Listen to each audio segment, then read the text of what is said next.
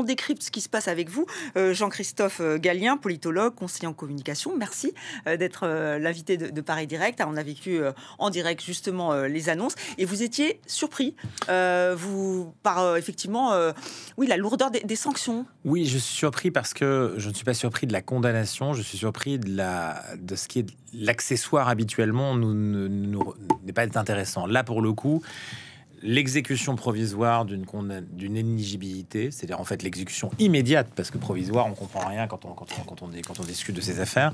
Ça veut dire qu'immédiatement, finalement, la décision est applicable. Ça veut dire quoi? Ça veut dire que pendant 5 ans, Marine Le Pen, sans appel potentiel, c'est ça qui est assez, pour moi, très dur par rapport au contenu de l'affaire, c'est l'impossibilité de se présenter concrètement à l'élection présidentielle, qui est le grand rendez-vous français, politique, duquel elle est la favorite. Pour ça que vous parlez du New York Times, vous avez des interventions extérieures, vous avez un regard international sur Kremlin, cette affaire. Notamment, effectivement. Exactement. Alors là, pour le coup, je pense que ça, c'est une très bonne nouvelle pour elle, mais c'est vrai que au-delà de ça, ça veut dire que si vous voulez, vous êtes face à un événement qui dépasse largement les frontières. Évidemment que c'est un événement européen à la base, puisque le système qui était concerné et la partie civile principale, c'était le Parlement européen, donc une institution européenne qui disait c'est pas normal, vous avez triché avec notre système. La réalité, c'est que ça devient évidemment un grand moment français, mais c'est un moment européen parce que le Rassemblement national et Marine Le Pen étaient aussi potentiellement, si vous voulez, quelqu'un qui, à l'intérieur de l'espace politique européen, une personnalité qui est à la tête du principal parti correspondant aujourd'hui à cette puissance politique. On parlait de 11 millions d'électeurs.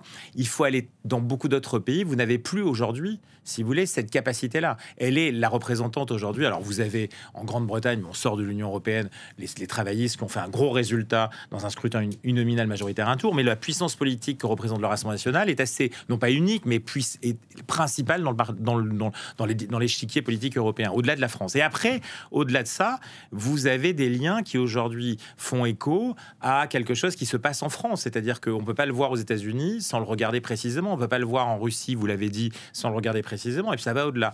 Donc oui, ce moment est politiquement important pour le Rassemblement national. D'abord pour elle, intimement. Oui. Ensuite, 3 fois candidate malheureuse à la présidentielle. Exactement, c'est quand même une... De fait, elle s'en va avant la fin du prononcé définitif, parce que, vous disiez tout à l'heure, et vous me repreniez à juste titre, elle n'a pas l'âge, on ne peut pas dire qu'elle soit morte politiquement aujourd'hui. C'est pas vrai, parce que vous loupez l'élection présidentielle la prochaine fois, que vous pouvez revenir une autre fois.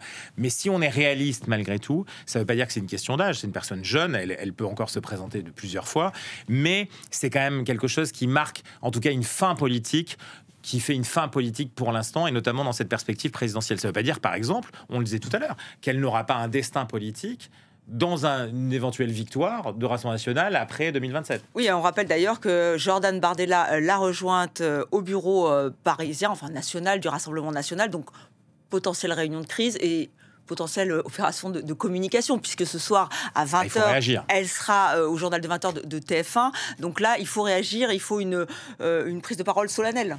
Elle a besoin de le faire à destination au moins de 3 publics. Le premier, c'est son monde à elle, c'est-à-dire celles et ceux qui travaillent avec elle et celles et ceux qui votent avec elle. C'est-à-dire qu'il faut clarifier la situation très vite par rapport à un moteur politique qui sont les 11 millions d'électeurs qui ont voté pour le parti aux dernières élections, entre les européennes et puis ensuite législatives.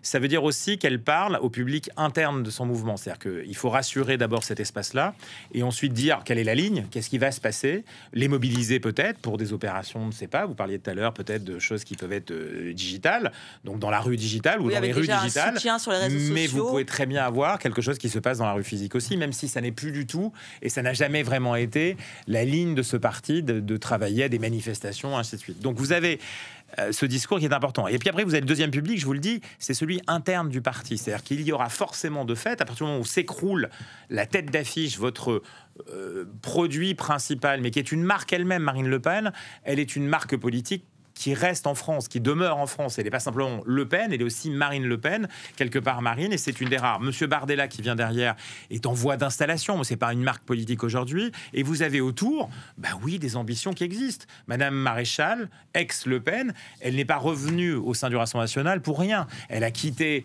le parti de Éric Zemmour pour revenir au Rassemblement national. Elle a toujours des ambitions, elle travaille très fortement à l'international.